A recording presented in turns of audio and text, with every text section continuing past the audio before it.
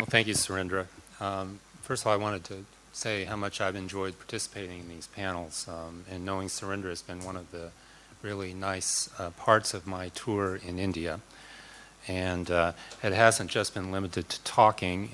There's been a cultural dimension to it, too. And so I really appreciate the opportunity to have been associated with IAFA. It's been an important part of my tour here. Just a few general comments. I mean, a lot of good points raised. First of all, I mean, I don't think I could have asked for a better sort of general analysis of the broader trends internationally than Dhruva's. I don't disagree with anything he said in terms of looking at the various forces at work. Just a couple of comments. One, the international system is more resilient than people think it is. This isn't the first time that the international system established norms and ways of doing things have been challenged. That's certainly been the case with something that I've had a lot of experience with, which is Europe and NATO. I was a soldier in NATO for 8 years. That was the period when the Soviets were deploying the SS-20 missiles, and the United States retaliated by deploying Pershings, and there were huge protests in Europe over that deployment, and in many respects a much more tense time than anything I've seen recently. It isn't the first time that we've had problems in our political relationship with Europe at various stages of its unification.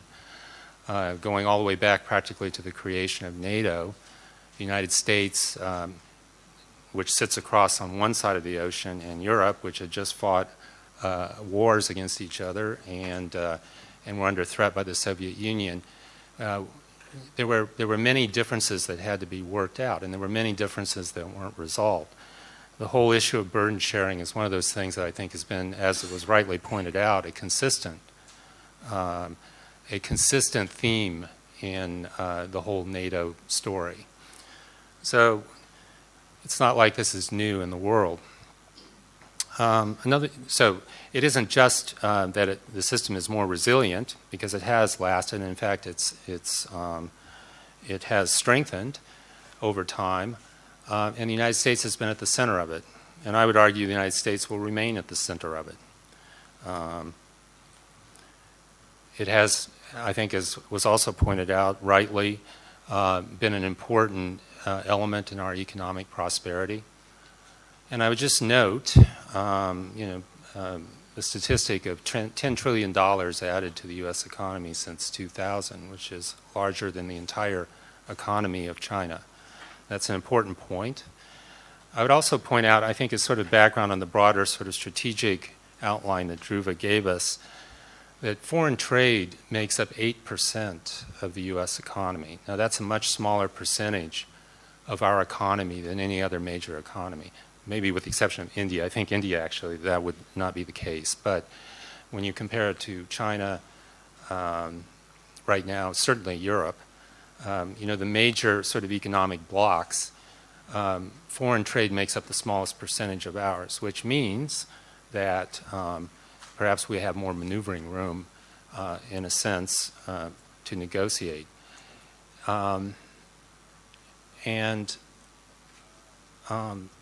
That United States, I think also because of the nature of the United States development as a country, addressing the issue of unilateralism, I mean, that's probably, since the United States became a great power, yet another sort of consistent theme in looking at how the United States has operated. I mean, up until after World War II, pretty much the entire world was unilateralist. I mean, everybody pursued their interest in what we would now regard in rather narrow ways, and there was a great deal of war that went on all the time.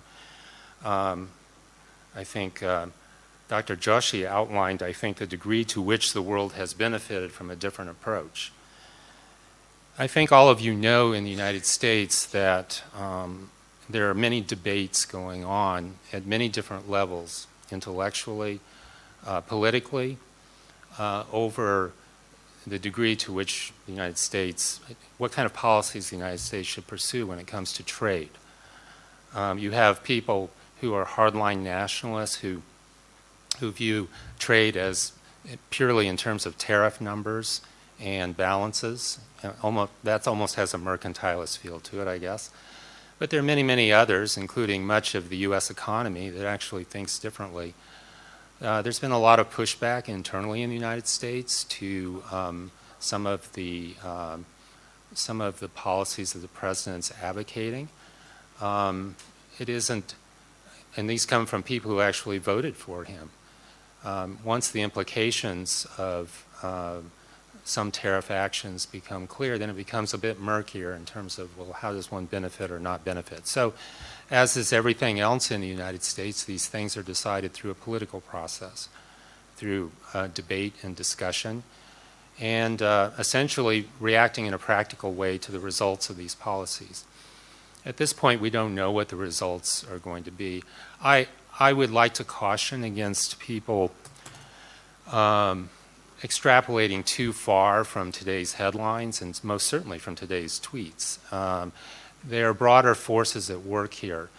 They go back much longer than the election of this president or the three presidents before him. The NATO debate is certainly not new. And even on the economic front, as the WTO was consolidating and becoming more important, there were endless debates within the WTO about the conditions for accession and over what things should receive exemptions, what the tariff rate should be, what was allowable, and et cetera. I think an expert on the WTO could go on quite at great length and give many examples of this. The WTO is, by its very nature, trade is always going to be contentious in the sense of how, depending on the different philosophies you bring to trade discussions, you're going to find various degrees of contention over policies. One of the things that's a given in the WTO is that when the nations who've ascribed to it disagree with what another nation does, they take them through an adjudication process in the WTO. The United States has been taken through this many times, and we have taken other countries through this many times, including India. This is not a new thing.